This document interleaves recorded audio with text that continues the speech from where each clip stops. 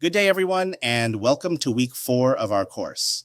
Today, we are focusing on environmental sustainability and resource management, with particular attention to how organizations transition from traditional business models into circular economy systems. This is a crucial lecture because environmental sustainability is no longer optional. It is no longer just about being green for branding purposes. It is now deeply connected to cost control, risk management, innovation, competitiveness, and long-term survival. By the end of this lecture, you should be able to explain what the circular economy is, why the traditional linear model is failing, how companies manage resources responsibly, and why sustainability makes business sense, not just moral sense. Let us begin with the foundation. For decades, most businesses have operated under what we call a linear economic model. This model follows a simple pattern. Take, make, dispose. Companies extract raw materials, manufacture products, sell them, and eventually discard them as waste. This system assumes that resources are unlimited, waste can be absorbed by the environment, and environmental damage has no real cost. But today, we know this assumption is false. Resources are finite. Landfills are overflowing. Climate change is accelerating. And environmental damage is becoming expensive, financially, legally, and reputationally. This is where the circular economy comes in. Understanding the circular economy framework. The circular economy represents a fundamental shift in how businesses think about production and consumption. Instead of a straight line, the circular economy creates a loop. Its core idea is simple: keep resources in use for as long as possible. In a circular system, products are designed to last longer, materials are reused, repaired, refurbished, or recycled, and waste is treated as a resource, not a problem. The goal is not just to reduce harm, but to regenerate value. This means extracting maximum value during use, recovering materials at the end of life, and regenerating natural systems instead of depleting them. Think of it this way. In a linear economy, waste is the end. In a circular economy, waste is the beginning of something new. Designing out waste and pollution. One of the most powerful ideas in the circular economy is designing out waste. Waste does not happen by accident. Waste is a result of design choices. If a product is designed to break quickly, it becomes waste. If packaging is excessive, it becomes waste.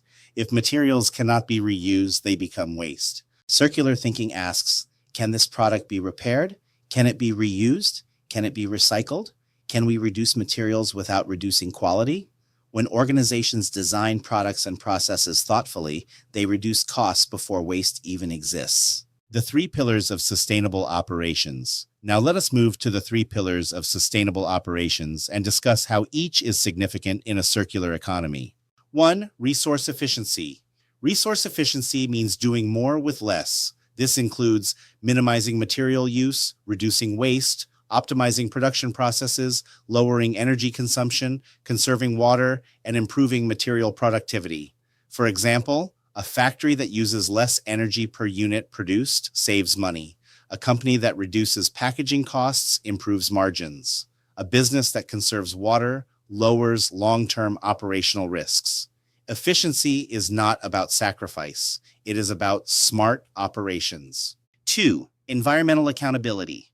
Environmental accountability means measuring what you impact. You cannot manage what you do not measure. This pillar focuses on carbon footprint monitoring, emissions tracking, supply chain transparency, and environmental impact reporting. Accountability requires transparency. Companies must be able to show what they emit, what they consume, and how they are improving. This protects organizations from greenwashing accusations, regulatory penalties, and loss of public trust. 3. Stakeholder engagement. Sustainability cannot be done alone. Stakeholder engagement means working with suppliers, customers, employees, communities, and regulators. Examples include supplier sustainability programs, customer education initiatives, community environmental partnerships. When stakeholders are involved, sustainability efforts scale faster and become more credible. Implementing responsible resource management. Responsible resource management is not a one-time project. It is a systematic process. Let us walk through the 4 steps. Step 1. Assess current state organizations must begin with a resource audit. This means identifying how much energy is used, where waste is generated, how water is consumed, and where inefficiencies exist. Without this baseline, improvement is guesswork. Step 2. Set clear targets. Next, companies set measurable sustainability goals. These targets should be realistic, time-bound, aligned with business strategy, and based on recognized frameworks. Examples: reduce energy use by 30%, divert 45% of waste from landfills, source 60% of energy from renewables. Targets turn intentions into commitments. Step 3. Deploy solutions. This is where action happens. Organizations implement energy-efficient technologies, circular production processes, waste reduction initiatives, and sustainable procurement policies. Innovation plays a key role here. Step 4. Monitor progress. Finally, performance must be continuously tracked. Data is collected, results are reviewed, strategies are adjusted, progress is reported transparently. Sustainability is a cycle, not a finish line. The business case for sustainability. Now let us address an important question students often ask. Does sustainability hurt profits?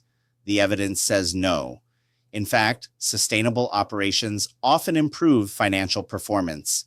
Companies report cost reductions from efficiency, new revenue from eco-friendly products, stronger brand loyalty, reduced regulatory risk, and better investor confidence.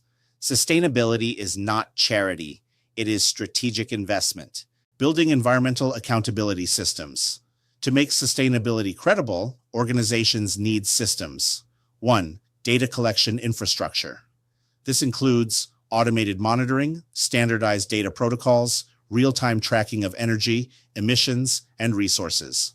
Good data creates good decisions. 2. Reporting frameworks. Organizations use recognized standards such as GRI, SASB, TCFD. These ensure consistency, credibility, and comparability. Third-party verification independent audits validate claims. This builds trust with investors, regulators, and the public. Continuous improvement performance data identifies gaps. Gaps drive new targets. Targets drive innovation. This is how sustainability becomes embedded in operations. Key performance indicators for sustainability KPIs translate sustainability into numbers. Common targets include 45% waste diversion, 30% energy reduction, 60% renewable energy, 25% water conservation. These metrics allow leaders to track progress and hold teams accountable. Roadmap to sustainable transformation. Sustainability is a journey. Months 1 to 3, assessment and governance. Months 4-9, quick wins. Months 10-18, systems integration. Months 19-24, scale and optimize. Year 3+, continuous innovation. Each phase builds on the previous one. Final call to action. Let me end with this. The transition to sustainable circular operations is not just about protecting the environment. It is about protecting your business, protecting your stakeholders, and protecting future generations. Organizations that act now will lead. Those that delay will struggle. Sustainability is not the future. It is the present. Thank you. And we will continue this discussion in our next session.